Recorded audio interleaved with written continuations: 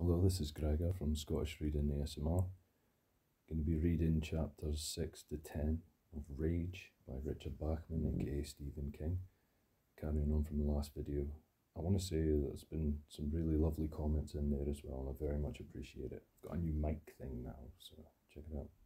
Interesting, huh? Take your time now to adjust your volume, make sure you're nice and comfy, and enjoy. 6. Al Lathrop was still thumbing through his textbook samples and pretending he was too busy to talk to me when the intercom on Miss Marble's desk buzzed. And she smiled at me as if we had a great and sexy secret. "You can go in now, Charlie." I got up. "Sell those textbooks, Al." He gave me a quick, nervous, insincere smile. "I sure will, Charlie." I went through the slatted gate, past the big safe set into the wall on the right, and Miss Marble's cluttered desk on the left. Straight ahead was a door with a frosted glass pane. "Thomas Denver, Principal," was lettered on the glass. I walked in. Mr. Denver was looking at the Bugle, the school rag. He was a tall, cadaverous man who looked something like John Carradine. He was bald and skinny, his hands were long and full of knuckles. His tie was pulled down and the top button of his shirt was undone. The skin on his throat looked grizzled and irritated from overshaving. "Sit down, Charlie."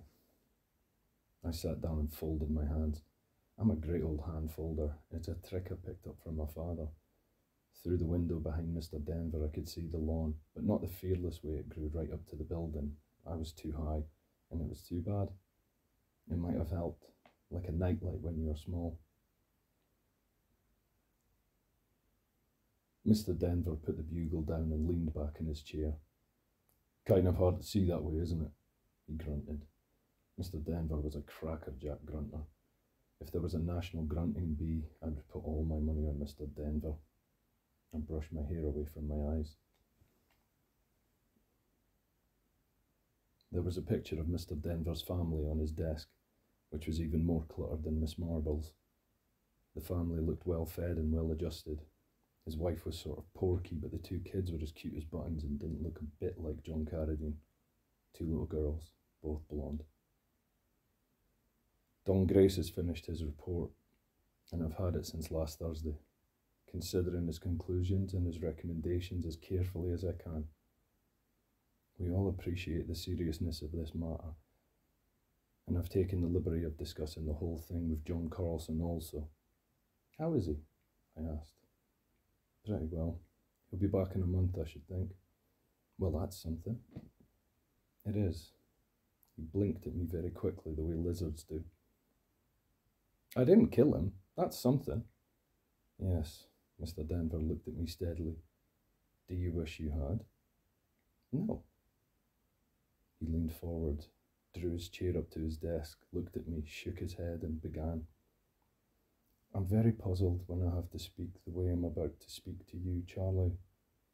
Puzzled and sad. I've been in the kid business since 1947, and I still can't understand these things. I feel what I have to say to you is right and necessary, but it also makes me unhappy, because I still can't understand why a thing like this happens. In 1959, we had a very bright boy here who beat a junior high school girl quite badly with a baseball bat. Eventually we had to send him to South Portland Correctional Institute. All he could say was that she wouldn't go out with him, and he would smile." Mr. Denver shook his head. "Don't bother." "What?" "Don't bother trying to understand. Don't lose any sleep over it." "But why, Charlie? Why did you do that? My God, he was on an operating table for nearly 4 hours. "Why is Mr. Grace's question," I said. "He's the school shrink. You only ask it because it makes a nice lead into your sermon. I don't want to listen to any more sermons. They don't mean shit to me. It's over. He was going to live or die. He lived. I'm glad you do what you have to do, what you and Mr. Grace decided to do, but don't you try and understand me. Charlie, understanding is part of my job, but helping you do your job isn't part of mine, I said. So let me tell you one thing, to sort of help open the lines of communication, okay? Okay. I held my hands tightly in my lap. They were trembling. I'm sick of you and Mr. Grace and all the rest of you. You used to make me afraid, and you still make me afraid, but now you make me tired too, and I've decided I don't have to put up with that. The way I am, I can't put up with that. What you think doesn't mean anything to me. You're not qualified to deal with me, so just stand back. I'm warning you. You're not qualified. My voice had risen to a trembling near shout. Mr. Denver sighed. So you may think, Charlie, but the laws of the state say otherwise. After having read Mr. Grace's report, I think I agree with him that you don't understand yourself or the consequences of what you did in Mr. Carlson's classroom. You were disturbed, Charlie. You were disturbed, Charlie. The Cherokees used to slit their noses so everyone in the tribe could see what part of them got them in trouble. The words echoed greenly in my head as if at great depths. They were shark words at deep fathoms. Jaws words come to gobble me. Words with teeth and eyes. This is where I started to get it on.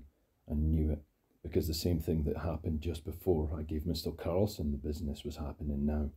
My hands stopped shaking, my stomach flutter subsided, and my whole middle felt cool and calm. I felt detached, not only from Mr. Denver and his overshaved neck, but from myself. I could almost float. Mr. Denver had gone on something about proper counselling and psychiatric help, but I interrupted him. Mr. Man, you can go straight to hell. He stopped and put down the paper he had been looking at so he wouldn't have to look at me. Something from my file, no doubt. The almighty file, the great American file. What? He said. In hell, judge not, lest ye be judged. Any insanity in your family, Mr. Denver? I'll discuss this with you, Charlie. I won't engage in immoral sex practices, I finished for him. Just you and me, okay? First one to jack off wins the Putman Good Fellowship Award. Fill your hand, partner. Get Mr. Grace in here. That's even better. We'll have a circle jerk.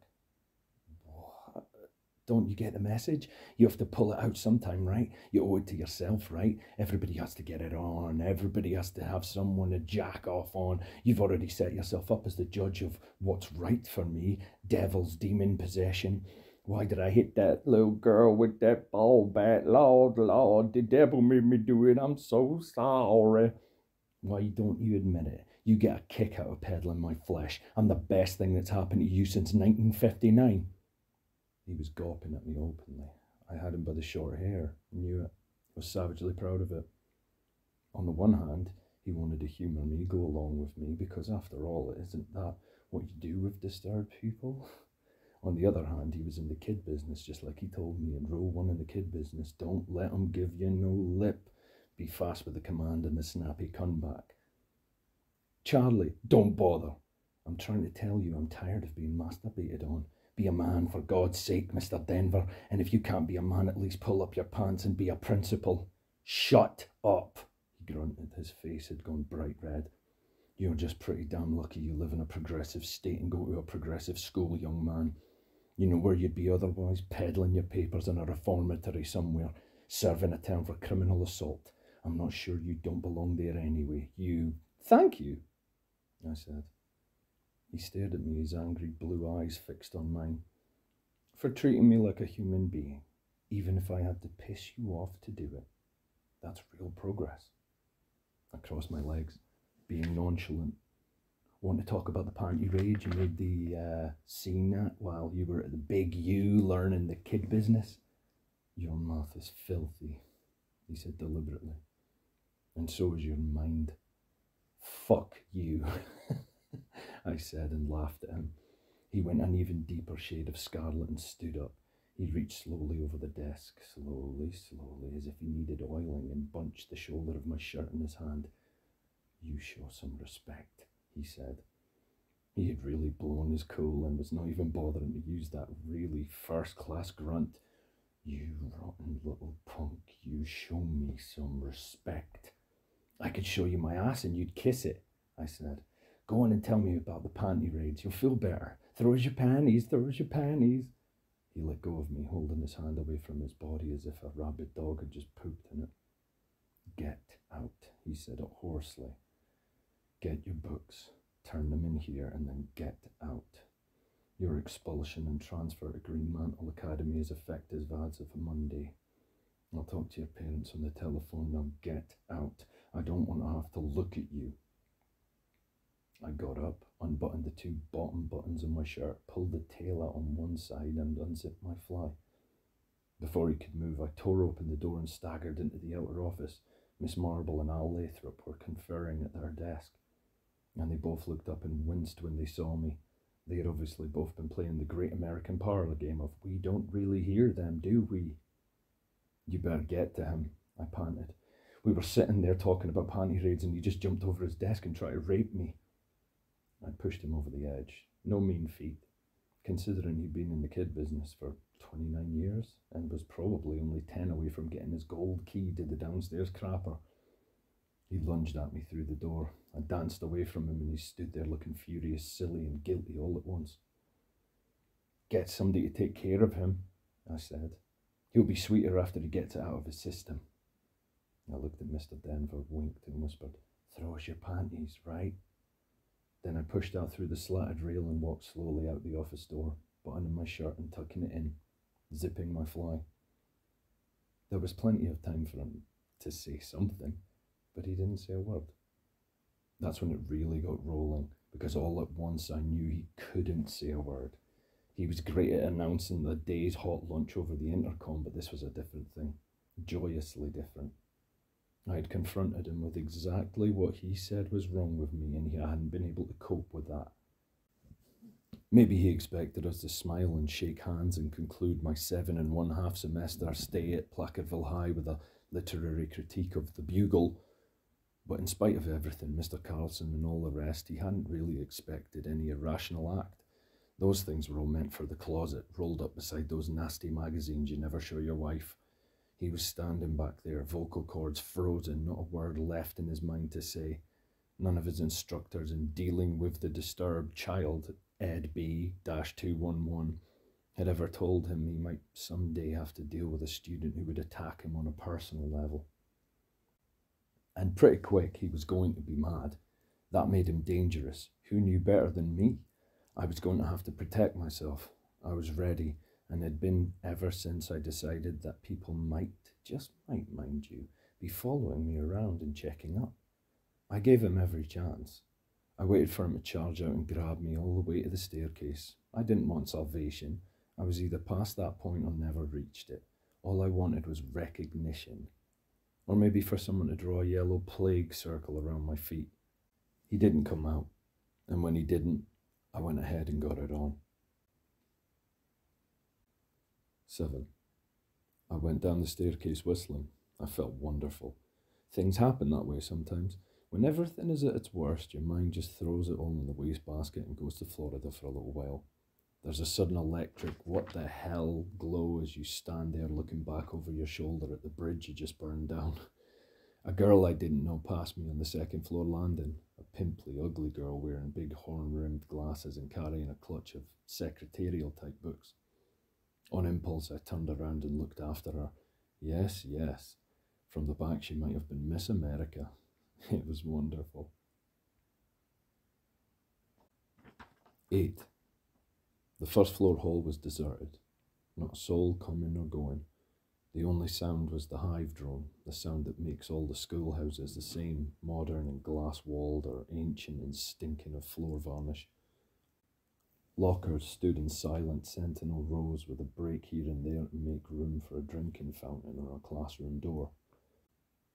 Algebra 2 was in room 16, but my locker was at the other end of the hall. I walked down to it and regarded it. My locker. It said so, Charles Decker, printed neatly in my hand on a strip of school contact paper.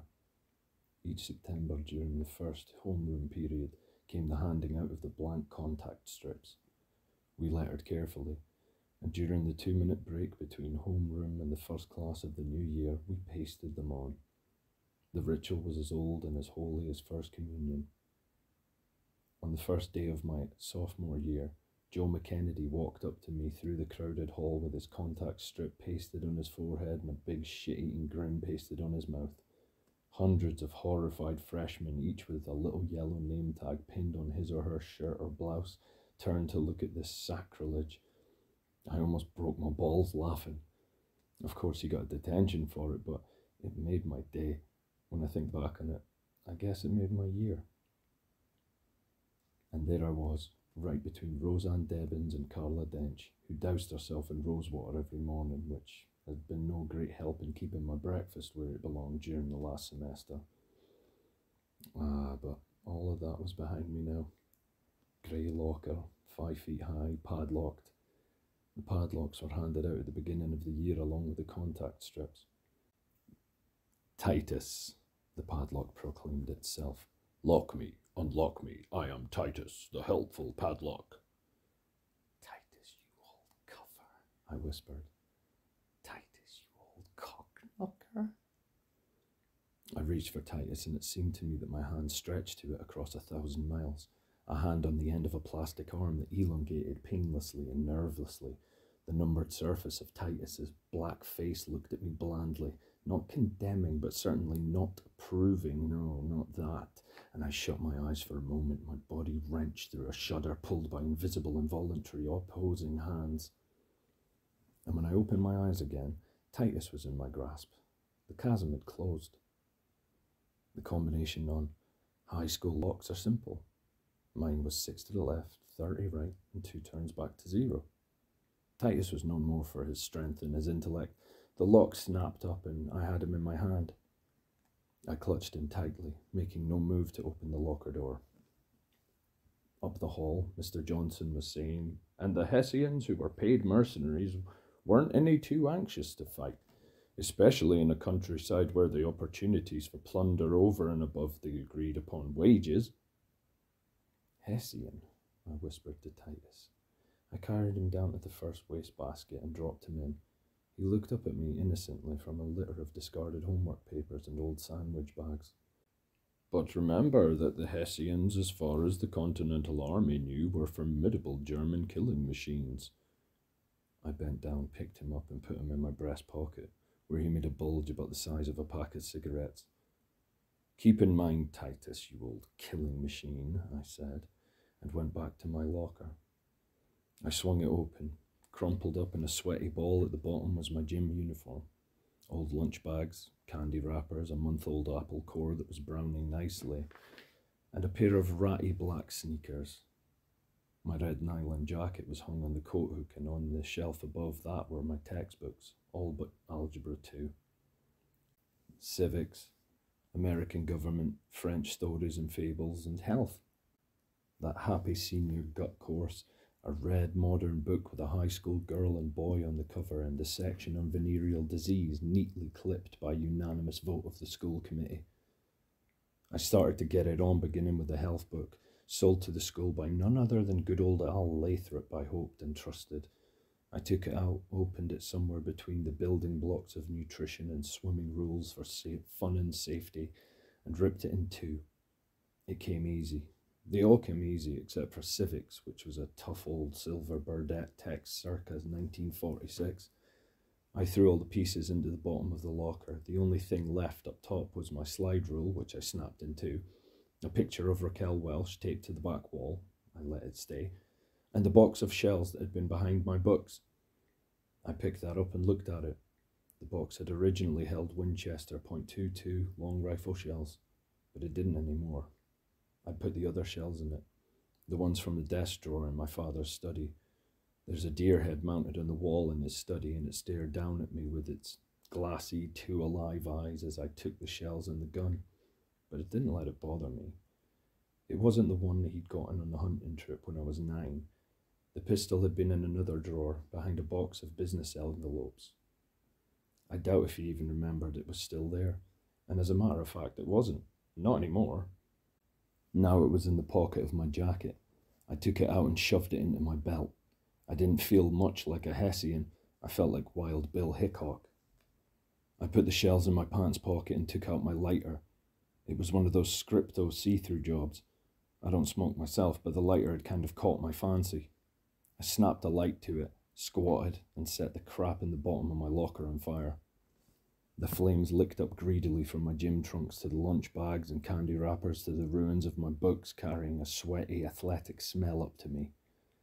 Then, figuring that I had gotten it on as much as I could by myself, I shut the locker door.